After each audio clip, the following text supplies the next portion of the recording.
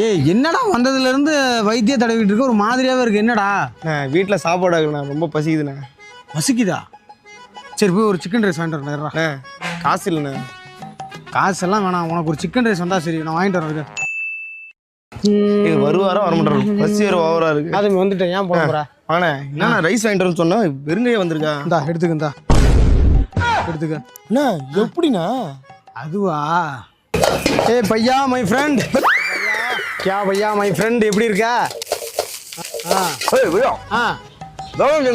பேலன்ஸா தரம் பையா, ஏன் அதுக்கு ஏன் அவ்வளோ கோவப்பட்டு இருக்கீங்க?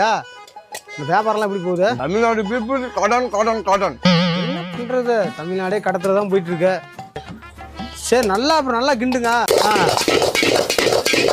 சரி பையா, சரி வரட்டுங்களா?